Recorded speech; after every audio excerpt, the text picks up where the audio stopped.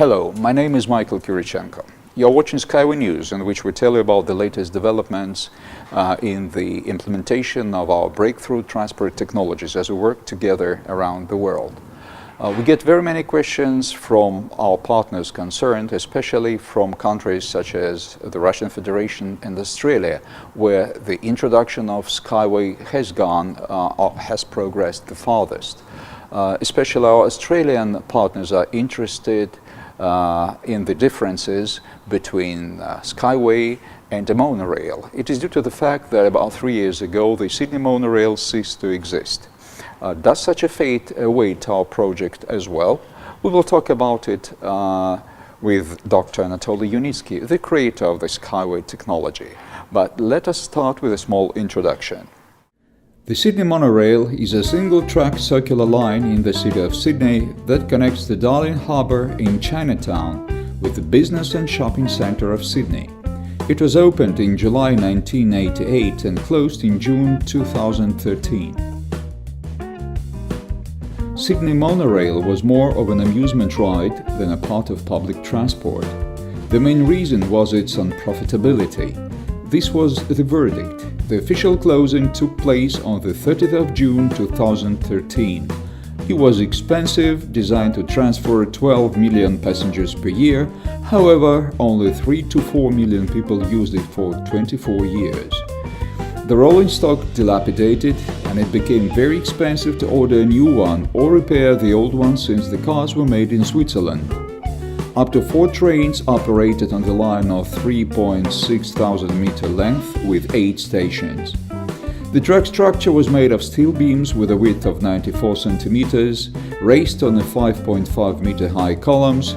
The distance between them was 40 meters. Stops at the stations took 40 seconds, which was also part of the train deceleration time and its acceleration after the embarkation of passengers. Beginning from 1987, the rolling stock consisted of 6 trains comprising 7 cars, and each train was designed for 56 seats. Trains ran on rubber wheels. Each car had 6 traction motors of 50 horsepower capacity, allowing the train to move at a speed of 33 km per hour. The creators of the monorail always received a lot of criticism. Many believe that the decision on its construction instead of other transport systems, for example, light rail subway, was a political one. The construction of the latter line would have been cheaper by $20 million, and the ticket price would have been lower by 40%. During 24 years of the Sydney Monorail operation, the following incidents were the most notable. On the 27th of February 2010, at about 4 p.m., 2 trains collided at the Darling Park station. As a result, 4 people were hospitalized. On the 24th of September 2012, the damage of the underground cable caused a complete shutdown of the system. As a result, aerial platforms were used to rescue about 100 stranded passengers. Anatoly, as usually we get many questions from our partners, investors, primarily from the countries where the introduction of SkyWay has progressed the farthest, particularly from the Russian Federation and Australia. This time a question came from Australia. What is the difference of the monorail from SkyWay? They are very interested in it because the Sydney Monorail ceased to exist almost 3 years ago. Will the same happen to our transport infrastructure complex, in case it is implemented in Australia? Please tell us shortly about the differences and advantages of the rail train technologies. For example, we may start with the fundamental elements such as the track structure. Here we should pay attention to the terms, because a so-called monorail is not a monorail at all. It is a mono-beam. How can we call a rail the structure of 1.5 by 1.5 meters in cross-section? Are you speaking about the Sydney Monorail? No, I mean a monorail in general, about its accepted term. Wheel pairs roll on it. What kind of a monorail is it? It is a beam structure. Therefore, conventional monorail tracks are actually a variant of flyovers with conventional beams having all their disadvantages. Just the two of them are large materials intensity and high cost. In addition, the presence of expansion joints, because such structures cannot be built without them. The joints produce banging and hence wear and tear of the structure. Water gets there, and in winter the wearing process starts. The bearing capacity of such structures also decreases, therefore they have such high materials intensity. As regards the rail train track, it is a real monorail, since we have only rails. As a rule, we use not a monorail, but a double rail. Usually, we have two string rails, therefore it is clear that these two are different structures. They cannot be compared in the structural sense. Certainly, they can be compared by features. So, down to the features. Why was the Sydney Monorail dismantled?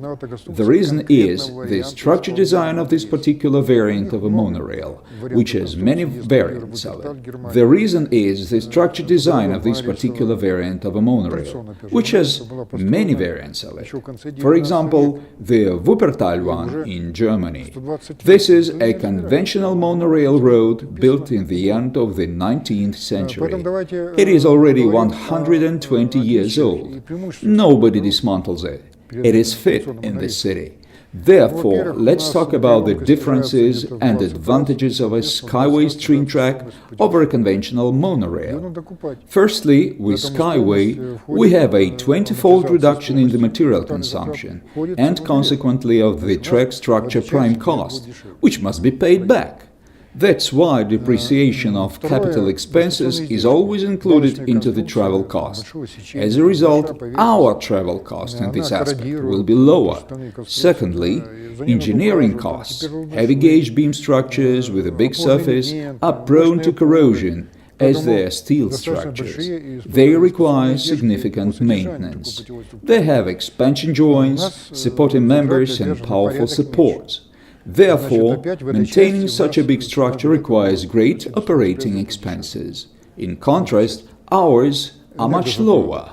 Again, our net travel cost in this aspect will be lower.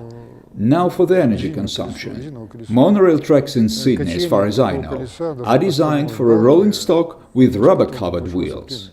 The rolling of this wheel, even on a steel beam, encounters great resistance. In our case, a steel wheel moves along a steel surface. In addition, our wheel support is improved compared to a railway one by twofold. Therefore, in our case, energy consumption for overcoming wheel rolling resistance is also lower. As a result, travel cost in this aspect will be less as well. Another advantage that we have is the absence of aerofoil effect, as we have two rails and no solid roadbed. We have envisaged highly aerodynamic design for our vehicle, which we call a unibus. Its aerodynamics is in fact better compared to a sports car, and considering a monorail track, the difference is even more significant. For these reasons, we need approximately 10 times less energy for transport operation. So, in this aspect, our travel cost will be again lower. Thus, it turns out that our net travel cost compared to a conventional monorail will be 10 times lower. The whole transport system will be 10 times cheaper and hence its payback period will be 100 times shorter. The Sydney Monorail was dismantled, but our track will not inherit its fate, because it will be effective. Moreover, the location on the second level increases its safety. I know there were accidents related to the Sydney Monorail. Luckily, no one died. And the system was in operation for about 20 years. Let's consider how many people died in Sydney streets during these 20 years, and how many of them became handicapped. Why don't we compare these things? Obviously, there are no absolutely safe systems, but overground systems are safe because there are no obstacles they can clash with, no pedestrians they could knock down, no traffic lights, semaphores, level crossings, or crossroads. That's why safety in this case is 1,000 times higher compared to ground systems. It all testifies that the fate of the SkyWay's train tracks will be different from that of the monorail. Those SkyWay tracks to be built will keep operating like the monorail track in Wuppertal, and everything will be fine. Obviously, a construction makes sense when there is a payback, which depends on those factors I've listed above, plus the passenger flow, travel time, and comfort level. The travel time depends on the speed. For example, the Sydney Monorail speed was up to 30 km per hour. Our urban unibus can develop a speed of up to 150 km per hour. Therefore, naturally, travel times will be shorter. Passenger comfort will be times higher, and travel costs will be significantly lower. It explains why such a system will be profitable, even with small passenger flow. Thank you very much for your exhaustive answers. Thank you too.